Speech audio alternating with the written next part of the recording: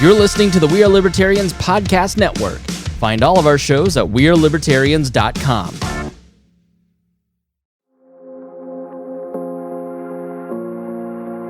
For those of you listeners who know my background a bit, you might remember the stories of my first few jobs after college. From being a mall cop to selling makeup door to door, I realized that I had skills that were being underutilized and that these minimum wage jobs couldn't support me or last forever. I spent years going through YouTube, reading books, listening to podcasts, and taking enough online courses to reinvent myself as a professional copywriter and digital marketer. Years later, thanks to my side hustles and drive, I've worked with national news outlets, multi-million-dollar tech startups, nonprofits, and celebrities to build their brands and drive sales. None of this could have happened if I didn't develop in-demand skills. I had to do this alone, but you don't have to. You have Hustlers University 2.0. Hustlers University 2.0 is a community where you can learn real skills to earn money online today, starting with side hustles you can use to elevate your game. I'm not just an advocate for Hustlers University, I'm also a student. Every professor is verified to be making $10K to $500K monthly in their selected field.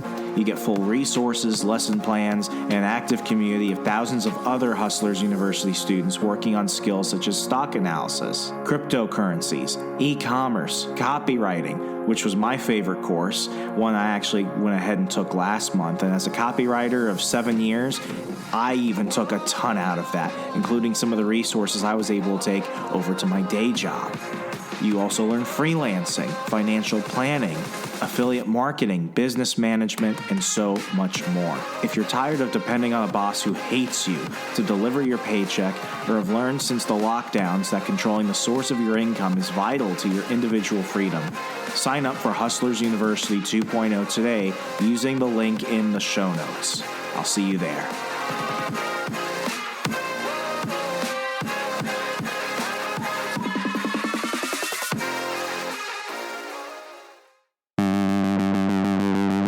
Sure do like to share your opinions, talking big like somebody's listening. Nobody's listening.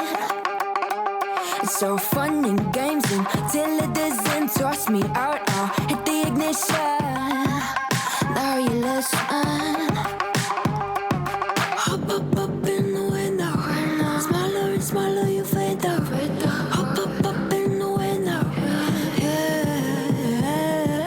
On the Run with Remzo W. Martinez presents the Degenerate Panel! Hey, watch me levitate. You cannot kill my vibe, no, there's no way. You can say what you want, call me insane. Trying to bring me down, but I'll never stay. Hey, watch me levitate. Okay, now to laugh at other people's suffering. Of course, yes. As we do.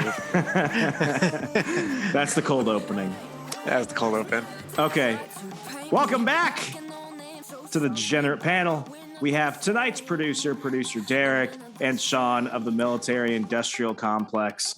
We're talking all about that Ukraine now because COVID is over. I feel like I should say it as a statement and less of a question. COVID is over, and we're all about that World War III now. Yeah, Koof's over. Let's hop on that Ukraine train, the pain train.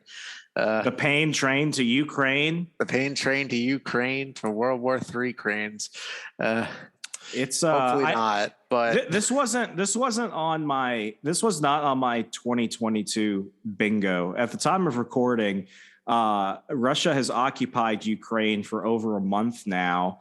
And it's not really going their way, but at the same time, it's like Ukraine is fighting with children and old people at this point because their military is basically kind of defunct, that they're having to rely on the civilian population to fight them Vietnam style. Meanwhile, the Russian forces who were going to go on a training expedition, they end up invading their neighbor, and they're like, we didn't anticipate this. So now you've got I think a handful of Putin's generals have just been killed.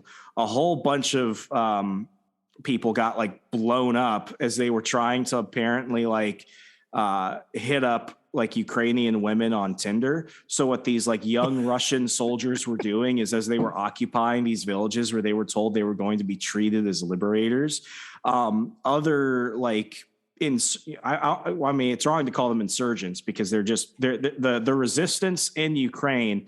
They're somehow like locating these Russian soldiers based off where their geotag in their Tinder profile is, and then as they swipe on somebody, they're lobbing missiles at them.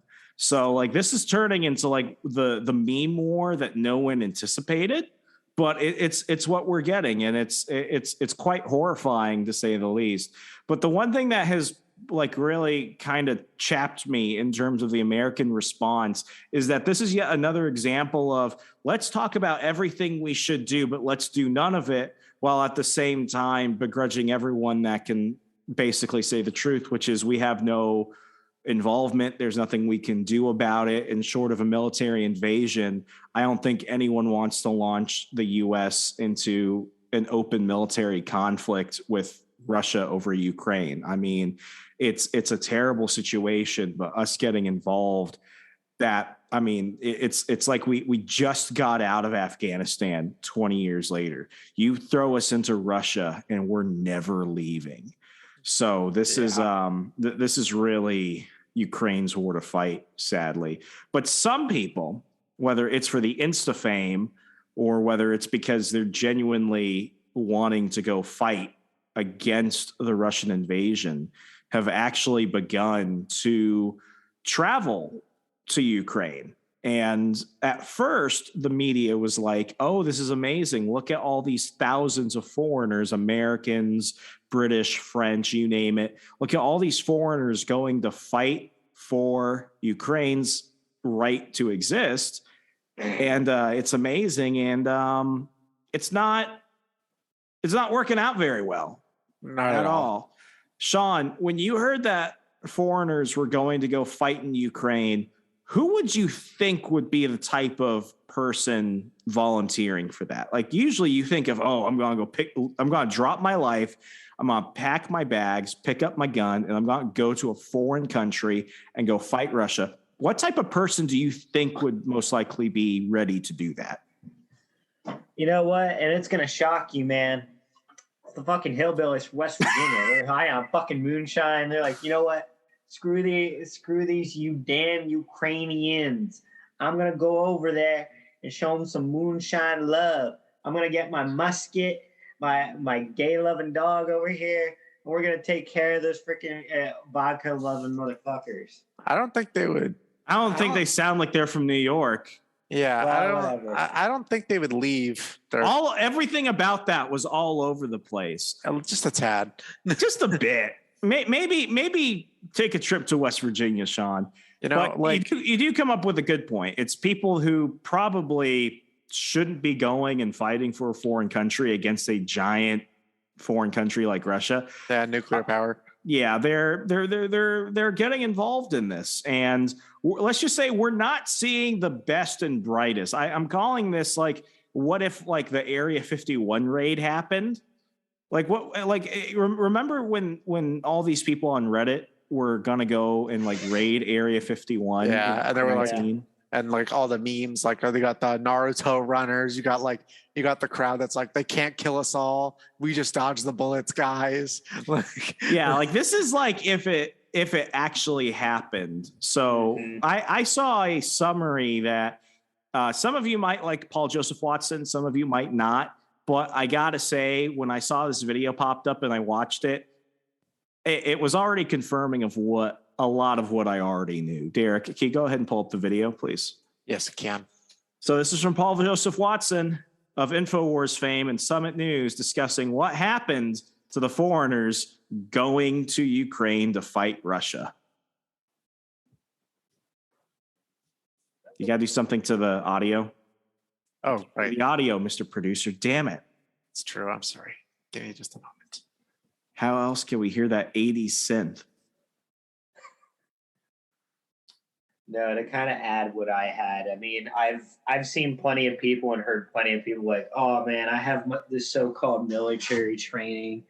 I'm a I think I could really be a good key and help for the Ukrainian army. Pause it. One guy talked about, oh yeah, I've never been in war, but I helped out babies in Africa. So I think I can definitely go over there, help kill Russians as well as help the Ukrainian army. Do you think they actually like intend to do something, or do you think they're just trying to do it? Because this is like the equivalent of like the get your vaccine and stay at your home Facebook banners. Like it's a lot of virtue signaling and it's not a lot of doing anything. So my opinion on this is this, right?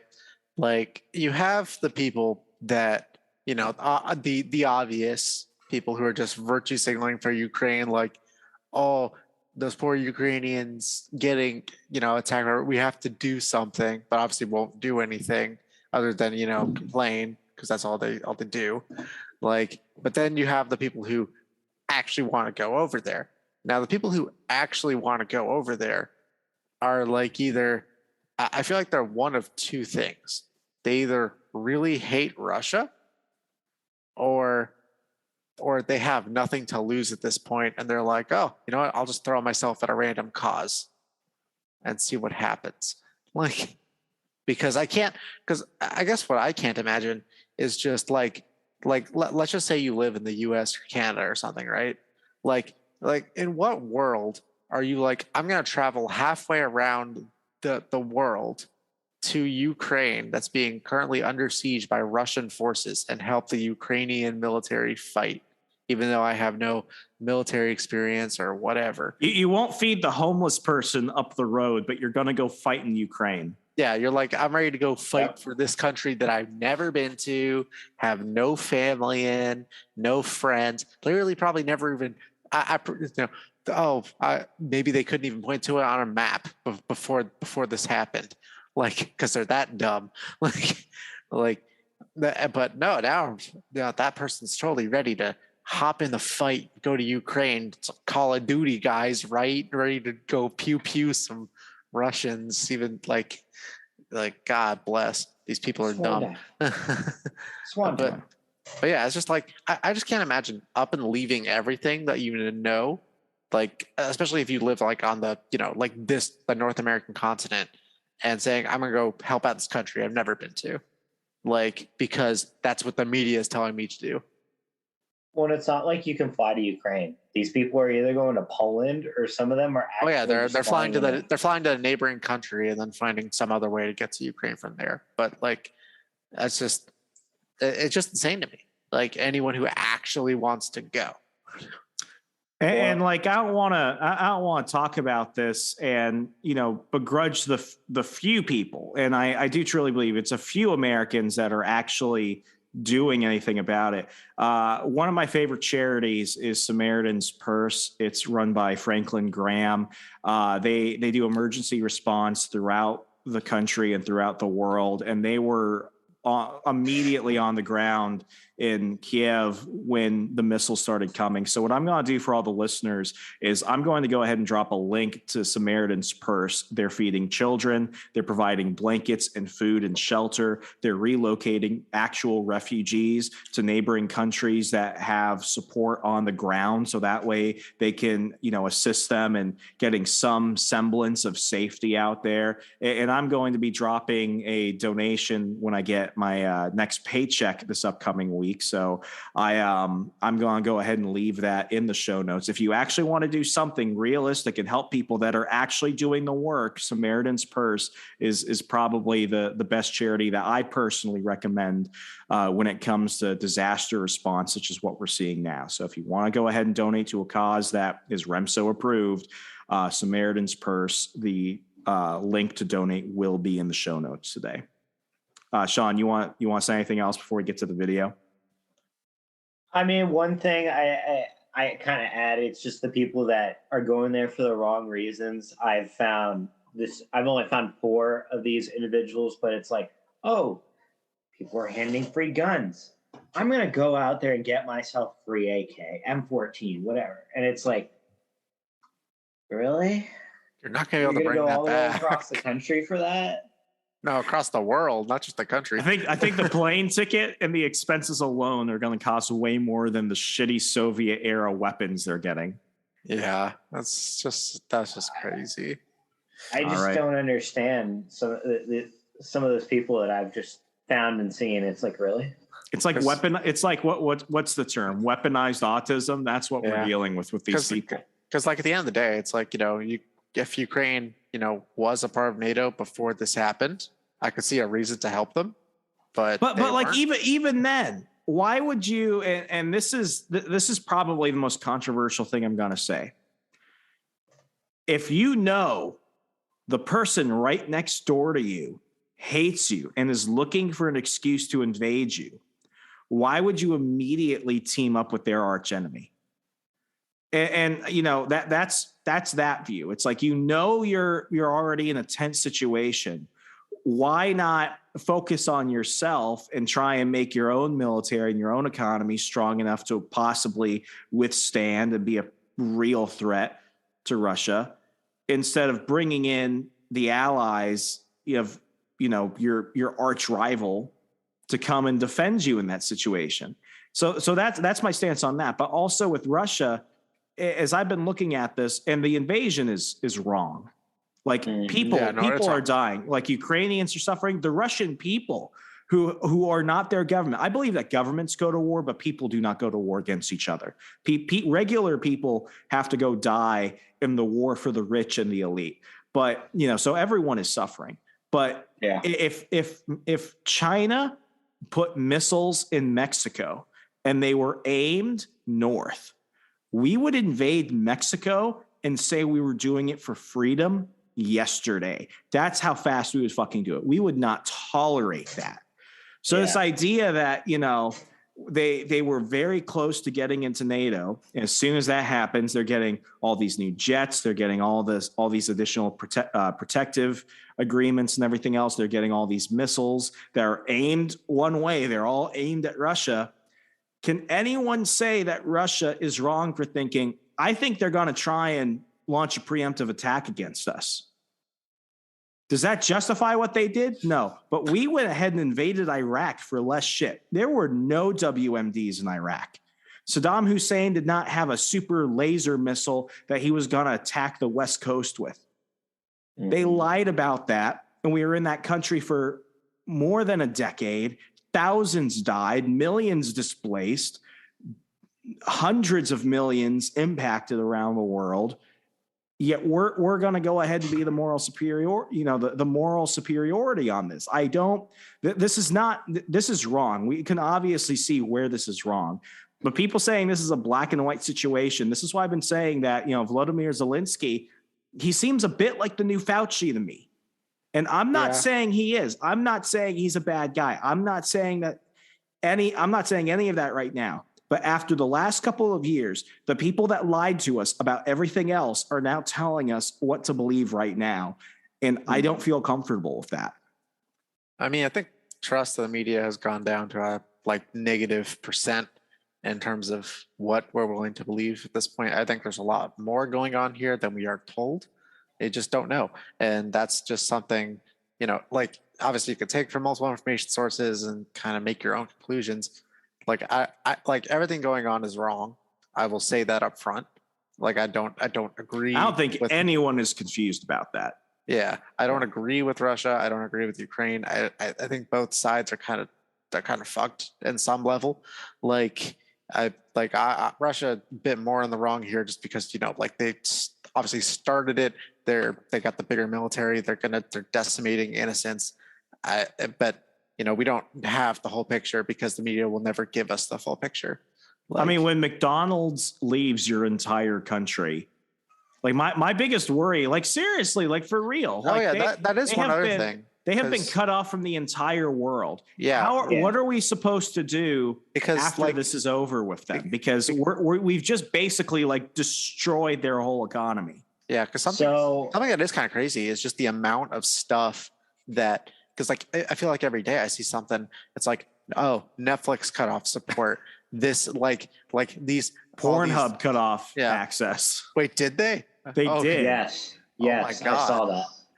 the Russian people up in arms. No, I'm kidding. So here's something big though, and this is kind of a big thing. Now, with what Putin's done, do you consider him a war criminal? Because if you do that, then that kind of just ends everything with Russia right there and then. It doesn't. I mean, if he's a war criminal, does that make George W. Bush a war criminal? Because war criminal to me is such a weird term, because it's like the only way a war criminal gets punished is if you beat the nation he's in charge of. Yeah, I mean, up until that point, it only really depends on who the winner is. Because all it is a label. Like you can call anyone a war criminal, but does it matter until you bring down everyone in power around that person, or bring that person down in particular? Because if the bad a war guy, criminal, the answer is no because one. during the war, the bad guy is that bastard. Assuming the bad guy wins, then the bad guy is the honorable bad guy. Yeah, because look at World War II. Hitler, war criminal. No one punished him until the war was over, obviously, because guess what Hitler had? A giant army of Nazis. Who's going to punish him until the war is over? The answer is no one. I mean, let's also look at the UN, and the UN has been writing all these strongly worded letters and putting out all these propaganda campaigns against Russia. The UN didn't do anything about the humanitarian crisis and genocide in Darfur. They didn't do anything about the Rwandan genocide. They haven't done anything about a majority of the world's global conflicts. If anything, they intentionally ignored them because they're like, it's a delicate situation. We should not be so brash to rush into the fact that the International Monetary Fund, the IMF, funded the people in Darfur that were basically getting access to machetes because they were cut off from the small arms treaty through the Small Arms Act or whatever it's called. So they couldn't get guns, but what they did do is they got a loan to buy machetes, and they're going out and they're hacking off limbs and cutting off heads. The people that are supposed to be the ones to dictate when shit has hit the fan are horrible at doing anything about it. Yeah. Because I mean, especially when it comes to all these sanctions, right? Because when you sanction Russia, all you're really doing is hurting the people who never asked for this war in the first place. You're not really hurting Putin in any sense. Because I guess the idea, and I could be far off base, just maybe dumb opinion, is that you put enough sanctions on Russia, you chokehold them economically enough, and then you make their people desperate enough to fight against their current regime. I don't know if that's. I think that's what they want to do. I think they want to put enough stress on the people that they themselves overthrow Putin. Because as well as the fact that because the thing is, we don't know how Russia's doing as a country. Not really. We're not allowed to see in now. Yeah. Well, with the sanctions as well, it's just to kind of put a clamp as well on. Apparently, Putin has this inner circle full of rich billionaires or millionaires that are Russian. And I mean, I don't know if you guys have seen as well, they're basically seizing these cruise ships that these people use, underground bunker in Germany. They're hoping that by going after his friends, that his friends will be the ones to kill him. I did an episode a couple of weeks ago about this one very anti-Putin, very anti-Russian Federation billionaire who lives in California right now. And he went ahead and put a $1 million hit on Putin, basically saying that anyone who kills Putin gets $1 million. I'm going to say it just sounds a tad low for what you're asking. I know. I feel like if you're going to go ahead, I feel like if El Chapo was offering more for Donald Trump before he was even president, you're telling me that I feel like if you're going to do that for Putin, $1 million is not actually enough. I think you need to pump those numbers up. I'm thinking at least a few $100 million. Yeah. The Dr. Evil scene where he's like $1 million, and then everyone laughs at him. It doesn't hit the same anymore. It's like you're telling me that you can't get a few other millionaire buddies to all pitch in. It's like put around a hat or something. Okay, everyone write a check. This is our hit money for the president of Russia. Yeah, it's going to take a lot more for someone to actually be successful for $1 million. So you're going to overblow your budget just to try. Like when you're offering $1 million to kill the head of a foreign country, like that's less than Kim Kardashian's first wedding. Yeah, it's like because you know, I feel like there's a lot of terms there. Because like let's say let's say it was managed. Like for now, you have to escape Russia. And is that $1 million USD? Is that what currency are you providing me money in, Mister? Yeah, like I don't want like, you know, Venezuelan bolivars or like World of Warcraft money. Like I want to know that this is dollars. These are straight stacking Benjamins, bitch. Yeah, I know, right? Yeah, I mean, we'll keep this conversation going, but I wanna check out this video because this really embodies the state of who is going for the right reasons and who is going just because they're doing it for the gram. Yep, do it for the Instagram. Remember when the media ran that PR campaign encouraging foreign volunteers to go and fight in Ukraine? 16,000 foreigners have joined in the fight on the ground in Ukraine. Over the weekend, President Zelensky called non-Ukrainians to come fight to defend Europe and the world, as he put it. Let's check in on how that's working out. Spoiler alert. Not very well. Of course, some of those volunteers, the ones with actual military experience, went to fight well prepared and with good intentions. But let's be honest, a lot of keyboard warriors made the trip with very different intentions. Get to the border, take a few selfies for Twitter dopamine, Instagram likes and Reddit upvotes, then get the hell out of there. We've seen this kind of moral exhibitionism already backfire in another sense. A third of Ukrainian refugees aren't coming from Ukraine. People are commendably opening up their homes to Ukrainian refugees, but when they arrive getting, let's just say, not what they expected. Whoops. D'accord, ok. Donc ça, They're so Ukrainian. C'est vous? D'accord, ok. Mais il y a combien de temps? Il y a longtemps. Il y a longtemps? Plus de 20 ans. Awesome. Ça doit être il y a très longtemps. Oops, and now. So you have non-Ukrainian refugees saying that they're Ukrainian in order to get into neighboring countries seeking refugee status. And I'll link to the video in the show notes. You can watch it yourself. But they have this woman who's obviously from North Africa, and she has a passport with like this blonde white woman, and she's saying it's her. So they're speaking French. The one cop is like, "So this was you? How long ago was this taken?" She's like, "Yeah, it was me. It was taken a long time ago." I'm sorry. You're telling me that when you got your fake passport, they couldn't at least replace the photo or find another black person? Yeah, like just did she really walked up here to this checkpoint and was like, "This is gonna work. I'll get by, no problem." Like, well, I give A for effort, but like the only possible way I believe this is if for some reason she was told like, "Don't look at the passport until you get there." Sean, how could you say A for effort? This isn't us bribing the front desk guy at the Trump International. This is a woman trying to cross a border with a passport that's obviously fake or stolen, and there's a white lady on the photo. That's at least an F. That's an effort. okay. You fucked up. I mean, it's an effort. She put a picture on there. The only thing I'll give her kudos for is that she's running with it. Like she's, yeah, that's like, the only thing. Like she's literally just like with a straight face. She's like, "That's me, 10 or 20 years ago." Yeah, 100%. Like she's running with it and not just like, "Oh shit, they're on to me."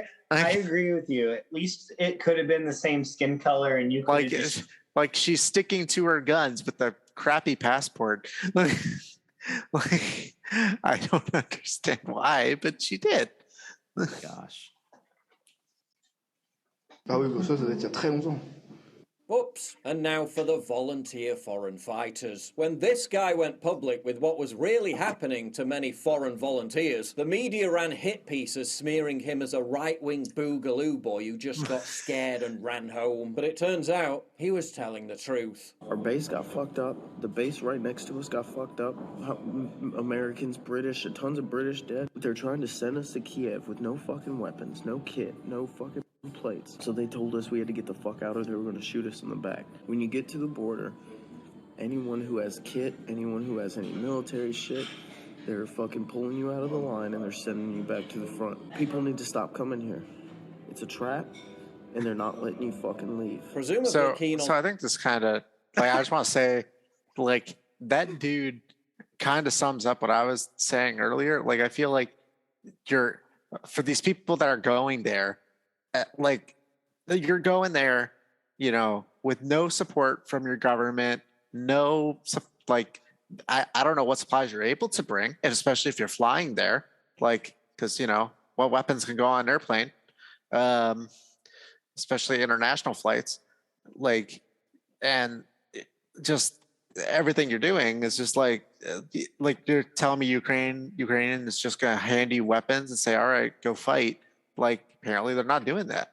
Not like even if your country's being invaded, like you're just throwing bodies to the wall. Yeah, but like hire some mercenaries or something. Like, don't get me wrong, Ukraine is no America, but Ukraine is a freaking foreign country. And you're telling me that you don't have some cash that you could put up front and say, hey, win this for us and we'll give you a shit ton later. Instead, you're going to like, you know, Facebook and Twitter and hoping that, you know, having Zelensky on at the Oscars is going to go ahead and bring you like competent fighters.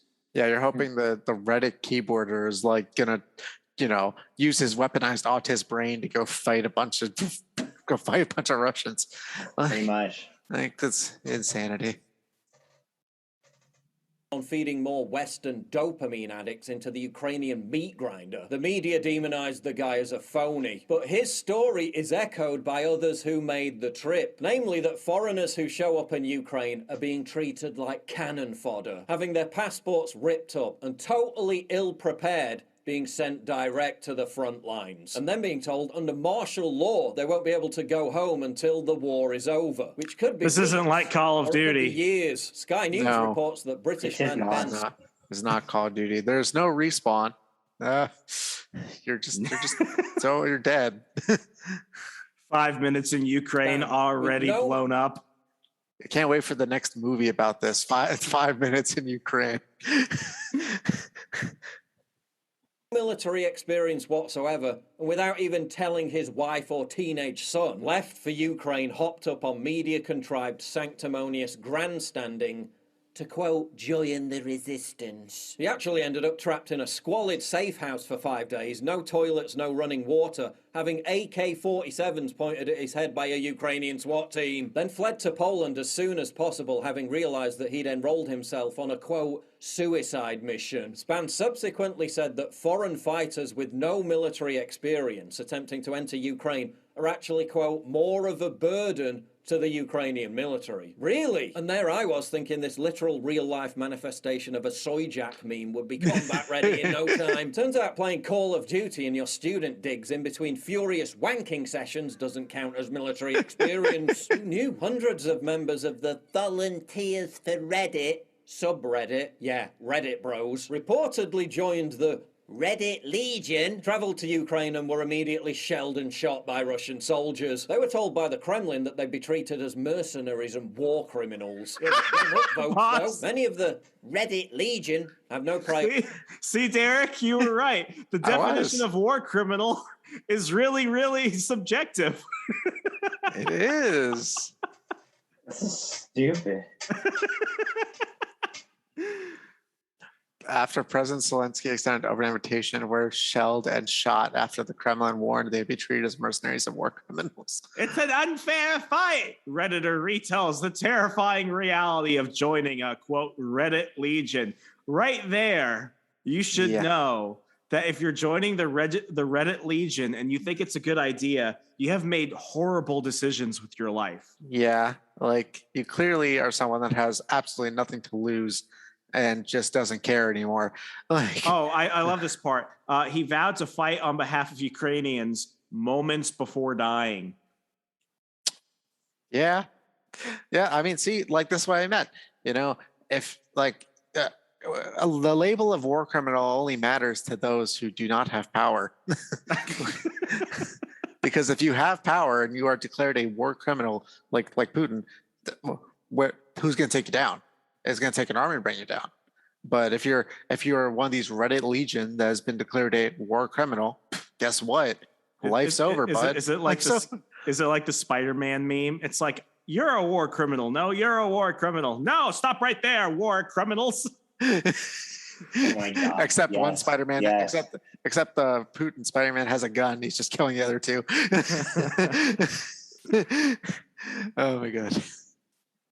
Yeah, but dem upvotes though. Many of the Reddit Legion have no prior weapons training or combat experience, but their enthusiasm to post to other Reddit members about their mission to courageously kill Russian soldiers led to the location of their training camps being identified and then being killed by Russian soldiers. Whoops. They're sending untrained foreign volunteers to the front with little ammo and shit AKs, and they're getting killed. Yeah, but that internet clout. Apparently, many of them were deluded by Western propaganda about Russian forces being decimated, leaving Redditors vulnerable.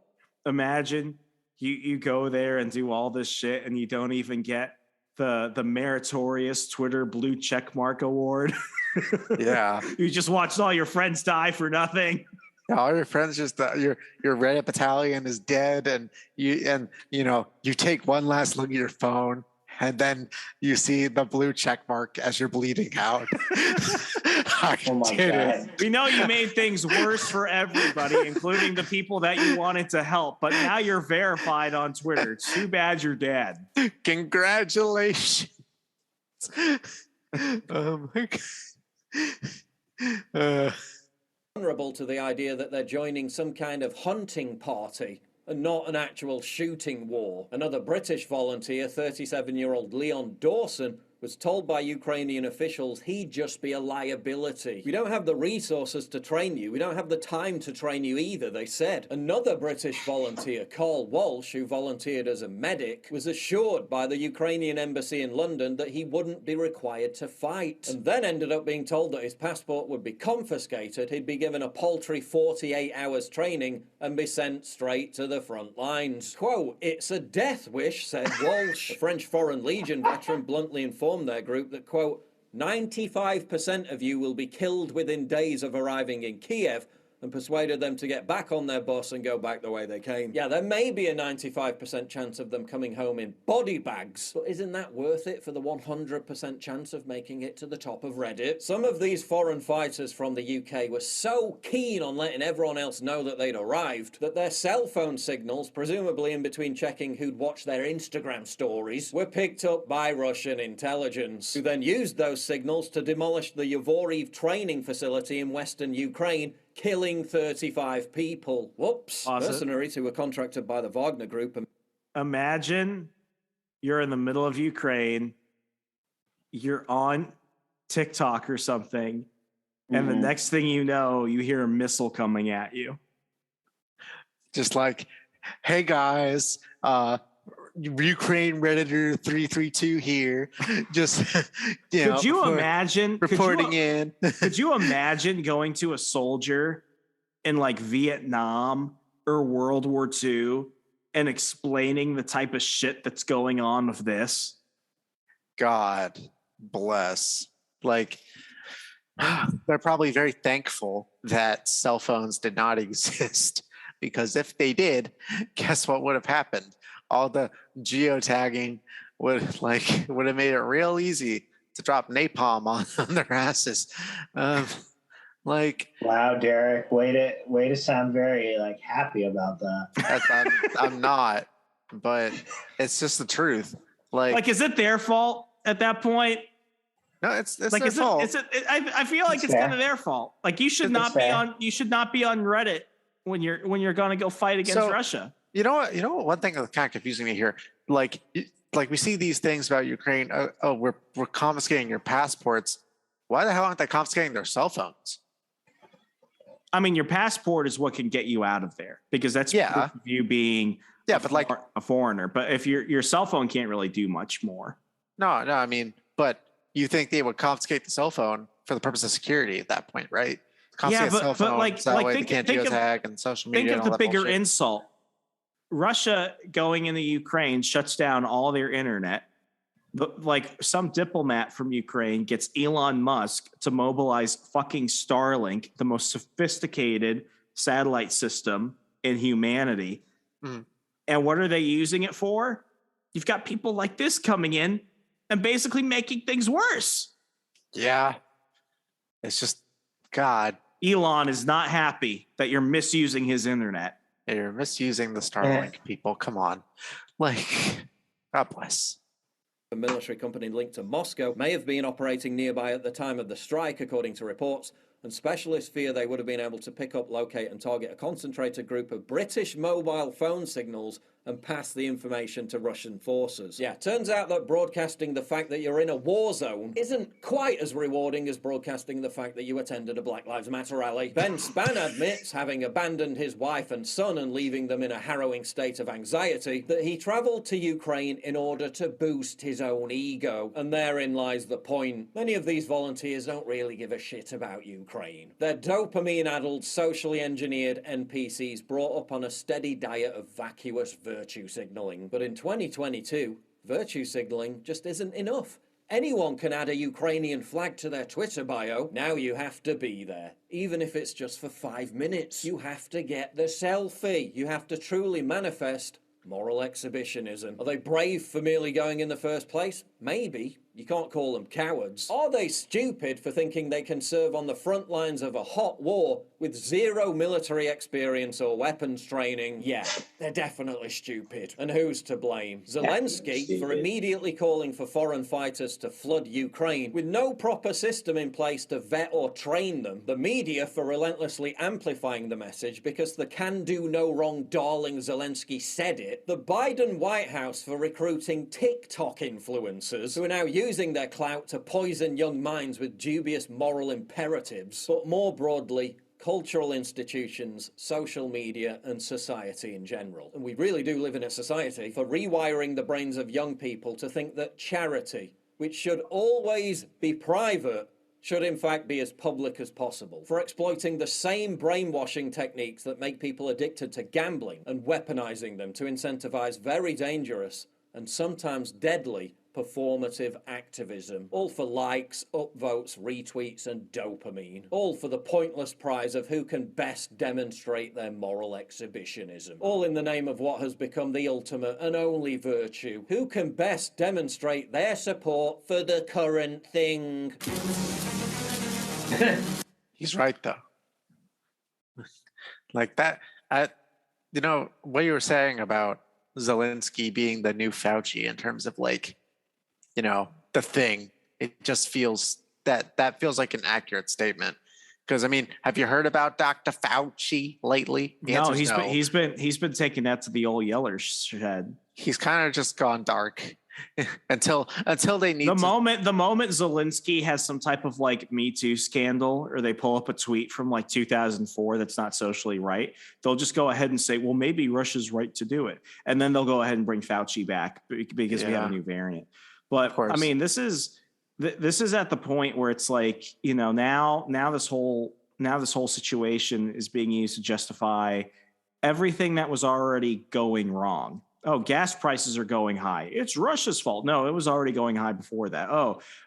It's hard to go ahead and get supplies and, you know, products into the United States. Oh, it's Russia's fault. No, it was like that for a while. I feel like a lot of people have just gotten out of the 2020 funk, and they just assume that things are still hard, but like things have gotten a degree of better. But honestly, it's not that anything has gotten better. Everything that was bad has just gotten slightly less worse, but it's more or less just part of our everyday lives now. And now this whole situation is just being used as the great new excuse. Yeah, Russia's a great big crutch. I went to I've had like a list of things I wanted to prep for. And I went to my last trip to Cabela's and Costco, and like I got all the things I needed just for peace of mind. And it's like, you know, a few months ago, that stuff was overflowing. There were no problems. Now, each time I've gone, and so I've had to make multiple trips, like, you know, emergency food supplies disappearing almost immediately. Bottled water. I mean, you can still get it, but people are getting a lot more bottled water than before. It's like we've gotten past the toilet paper phase of a couple of years ago, and now people are really starting to think. It's like, you know, what if Russia launched an EMP attack or something, or you know, like I think I forgot what it was, that virus that we launched in Tehran in a few years ago, Scudnet or whatever. And we went ahead and just like, what if they knocked out our entire banking system, or they knocked out hospital records or something like that? Like I'm very afraid that this is the closest we've ever come to a cyber 9/11. And I don't know whether it's because we're just really good at fighting it and we're really, really good at defending ourselves against it. I want to believe that. I want to believe that we have them in a position where they can attack us. But this is the first time in my life where I've really kind of looked around. I've been like, what would happen if I couldn't access any of my money? Yeah. What if I got erased from government records and stuff like that? What if the internet was just taken down here? Everything that's being done is escalating what war is going to look like. Because if you can go ahead and cut off a country's access to its own money, if you can cut off people's ability to communicate and trade with each other, I know that this war is going to end. What I'm really incredibly fearful of is us doing to Russia what the Allies did to Germany after World War I, which is instead of helping them repair and fix things like what we did with the Marshall Plan after taking out Nazi Germany in World War II, we're going to just focus so much on punishing them that the next generation of Russians that grew up in the rubble of their old country 20 years from now will be launching a war against us in some way, shape, or form. And that is what's been really scaring me about all this. Damn. You're not wrong about that. Yeah. I mean, for someone that, as a GIS analyst, and I'll kind of say this from an unclassified point of view, this has been a nonstop topic as well as a concern for what could be in the future. And I mean, the constant thing I hate hearing from coworkers, like, why isn't the U.S. doing much? Why don't we do this no-fly zone shit for Ukraine? That's the least we could do. That's an act of war, and we don't want to really. I mean, look what we did when we enacted a no-fly zone over Libya. Is Libya a better country when we took out Gaddafi? The CIA put out propaganda saying that he was giving his soldiers Viagra and telling them to go rape and murder everybody. That wasn't true. Libya, and Gaddafi was not a good guy. They were trying to go on the gold standard. They were trying to boost up their own country's infrastructure. And we didn't like that. So Hillary Clinton was like, what if we can go ahead and take out another dictator? And us and NATO went ahead and supported the, quote, moderate rebels in Libya. And years later, they have open slave markets in Tripoli. And I'm pretty sure everyone saw that movie 13 Hours and suddenly realized that Benghazi was not because that the Benghazi attack was not because of some angry director who made an anti-Muslim video on YouTube.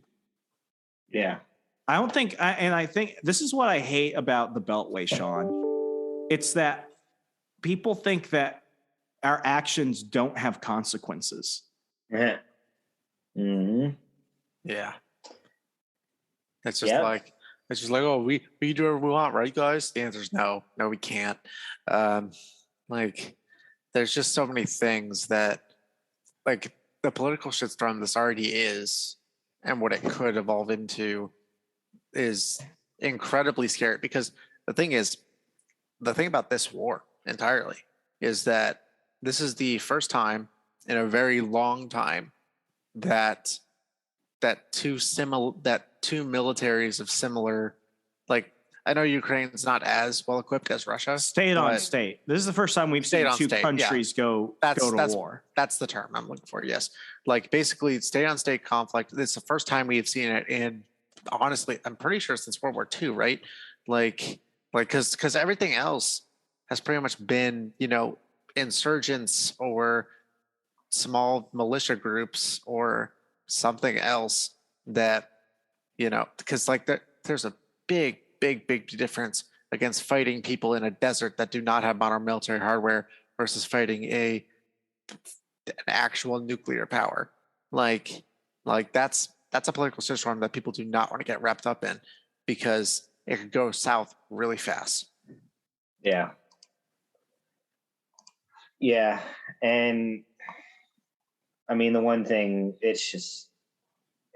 don't know when it's going to stop. These negotiations are bullshit. Nothing is getting done. It's more of Russia putting their big dick out there and saying, do you like it or not? And Ukraine's like, absolutely not. You could come back and say whatever you want, but nothing's going to change. And constantly you could say, and Russia's like, oh, we're not really trying to attack the innocent. We're not trying to attack these citizens. Bullshit.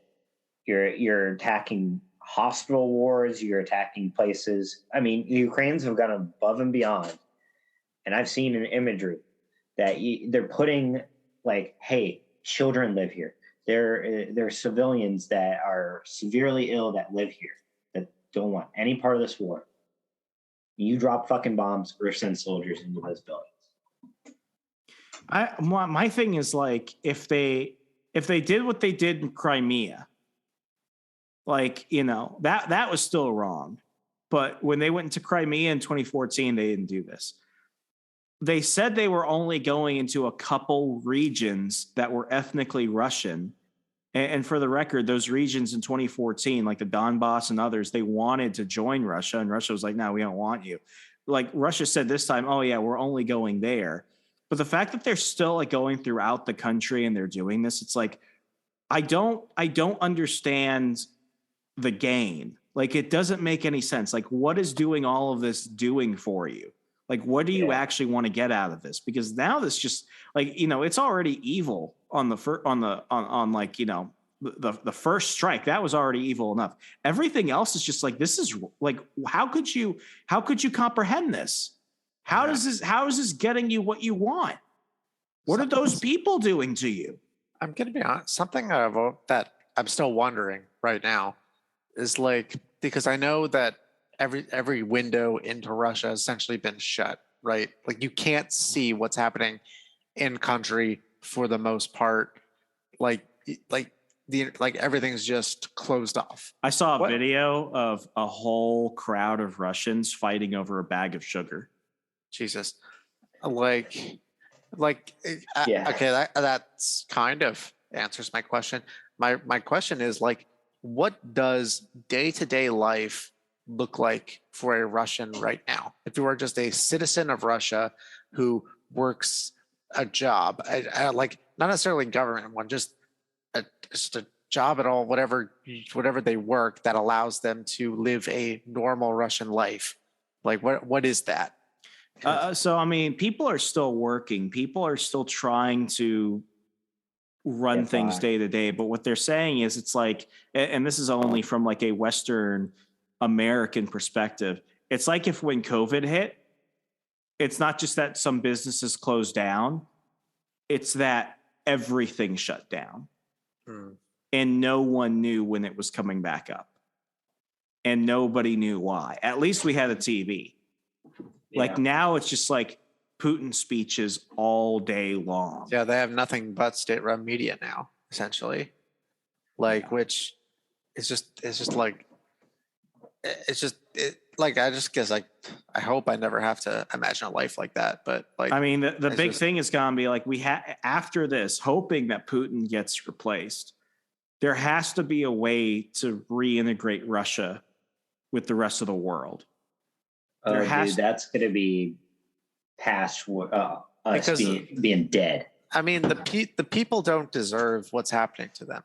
That's like, I truly don't. I don't believe the people are that. Because there are a lot of Russians that don't like Putin, and they know that the invasion of Ukraine is wrong.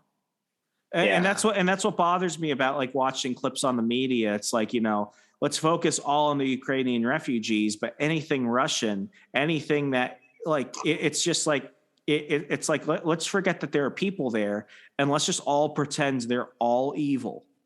Just pretend only the government exists and nothing else. Yeah. Everyone is just a Putin clone.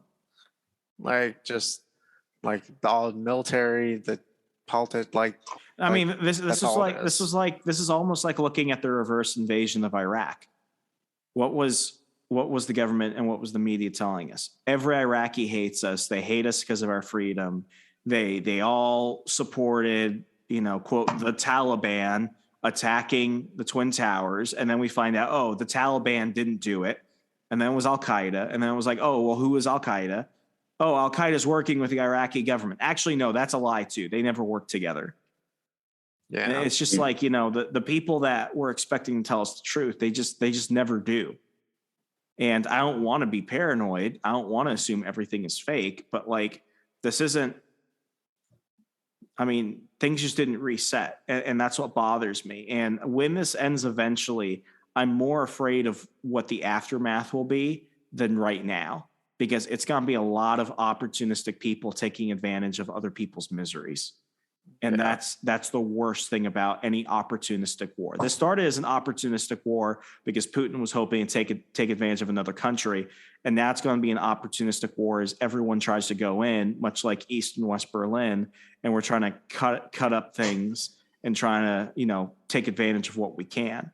Now, when we look at post-World War II Germany, obviously, West Berlin, run by the Americans and the Allies, obviously that was doing far better than East Berlin, where they were under communist control by the Soviet Union.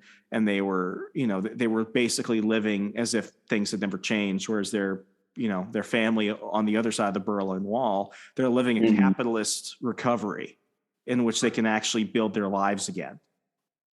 I see us taking like the wrong lessons from history here. And I see us doing less of a Marshall Plan. Let's build this country. Let's help these people. The war is over. And I see it more like, no, you did this. Now you have to suffer. Yeah. Something interesting that I guess about Putin as a person is that he came into power shortly after the Berlin Wall was torn down. And like, he never let go. That man has been in power for so long at this point, because, people you see the media call him dumb and crap, but it's like a man who stayed in power that long is not dumb. He's he might be crazy, but he's not dumb. Whatever he's doing, why he's doing it, he has reasons. They're just unknown to us because have you heard that rumor that he's dying? No, but I've heard the rumor that he thinks neo-Nazis are back. So he's not entirely wrong about that. Now he in this is gone. I have to be very careful. In those regions of Ukraine where they basically operate as their own governments, you had a couple neo-Nazi political parties rise up and seize power. Somebody actually counted the number of neo-Nazis in political positions in those regions. And it was something around like 800. Oh, wow. Now think about it. Do you invade your neighbor because of 800 Nazis? Probably no. No, you don't do that. So he took something that was a slight truth and he made it the entire thing. That's like saying, because we found a few Scud missiles in Iraq, let's go ahead and overthrow the whole country. It's wrong on both ends. Yeah. The speeches that he at least makes publicly, I thought, didn't he talk about how he believes that Ukraine and Russia are like one nation or something? And he's simply taking it back. Yeah. He's like, Ukraine isn't real. They're all Russian. And it's like, they fought a war for independence against you. It's why we spell it KYIV and not KIEV anymore. Which I think people in the media still make that mistake. I still make that mistake. Yeah. But that was done for political reasons, because one spelling of the capital was in the more Orthodox Russian, because when it was, when it was still in the Soviet Union, and then when Ukraine declared their independence, they changed it to a more ethnic Russian lingo.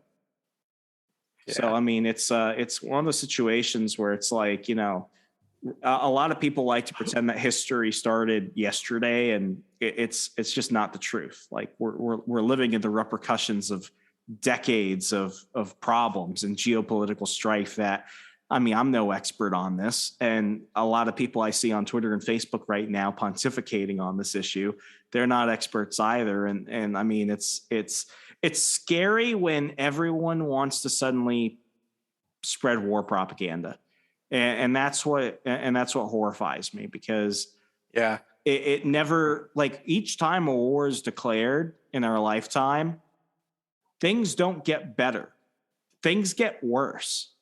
We're still dealing with the TSA. We're still dealing with stuff as a result of the war on COVID. I'm, it's just, it stresses me out. Yeah. Because, it's all politics at some point, and it's just whatever power they can get from, never let a good crisis go to waste. It's very shitty. Well, guys, I had a few other things pulled up. I actually think that video went ahead and covered all of it, and we covered a lot of ground. Let's let's ask the big question and wrap things up. We'll start with Sean. Sean, do you think Putin? One, do you think he stays in power at the end of this, assuming that they're able to kick back the Russian forces? And two, do you think he lives at the end of it?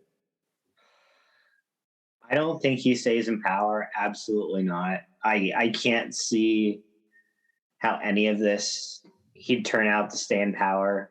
Now, I think definitely once he gets out of power, there will be some kind of repercussions, and I really hope they're bad, because the shit I've seen has greatly pissed off a lot of people. You think they'll take him off Twitter? Dude, did you see the people equating the invasion of Ukraine to January 6th? Jesus Christ. It's like, you've got to be freaking kidding me. Wasn't even military movement on January 6th, but okay.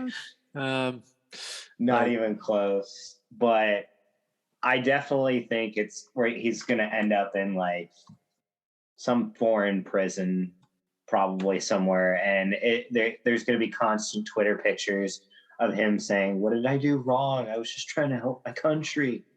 Claim the land that was mine. How am I in the Siberian gulag now?" It was our land, and it's part of the motherland. It was just trying to get it all back together. It's insane. Derek, same question to you. One, do you think he stays in power? Two, do you think he survives either way? So that's I feel like it's kind of a loaded question. And the reason I believe that is because I kind of go back to what I was saying about, what like a war criminal label and how much that actually matters. Because Putin as a person, like he, from what I, know about him from news and shit, is that he has stayed in power for a very long time. He is a very paranoid person. He kills anyone that he thinks might betray him. So the only people he has around him left are people who he knows for a fact are either loyal, or he knows he has something on them that makes them loyal. Because everything that man does and every person he still has around him, like, is someone he can control. He leaves no wild cards, at least as far as I understand it. So even if he loses this war, which I would be very surprised to see Ukraine turn it around on their own, if that happens, like, who the hell knows? Like, I feel like, because he doesn't really have any place to run to that I know of. I mean, obviously, I wouldn't know. He might have a place to run to, in like the mountains, like a James Bond villain island or something. Yeah, just like fly out of there, whatever. But the big question is, who would take his place? Because I feel like Putin is someone who has made sure no one can take his place, like, because he either kills anyone who has that capacity, or makes sure that they don't, or make sure that that person is so under his thumb that it can't happen. Like he's a paranoid SOB that is very scary to be around. I think you both make really good points, and I can't disagree with either of you on that. I mean, I'm at the point where it's like, I just remember what happened when Muammar Gaddafi was taken and killed in the streets, and everyone here and everyone there, we were all celebrating. And it's like, look at Libya now. Can anyone say that it was better under him than it is under the current government that lacks even more central power? And it's horrible because it's one terrible person with other terrible people. It's just a matter of how many lives have been lost and how many people's lives have been negatively impacted, that otherwise it would have just been the same level of, it's shit, but it's shit I can tolerate that we're dealing with. And, people need to start really thinking, like, what do we do with Russia afterwards? Obviously do everything you can for Ukraine, but not at the expense of all the victims. Well, guys, this was an episode that took us in a lot of directions, but it's a conversation we had to have because it's starting to impact us now. It's $6-7 gas in most places, and a conflict that we really have nothing to do with. So yeah, that's a frustrating thing. How do we get involved? You get involved through charity. You get involved through private means. You don't go ahead and join the Reddit Legion. Yeah, don't join the Reddit Legion, guys. That's just called throwing your life away. It's very sad. The Ukrainian meat grinder. Well, literally the Ukrainian meat grinder. Well, folks, if you enjoyed this conversation, please leave a review across Al Gore's Amazing Internet, wherever you listen to podcasts, and we'll be back later in the week. As always, be safe, be good. Good night.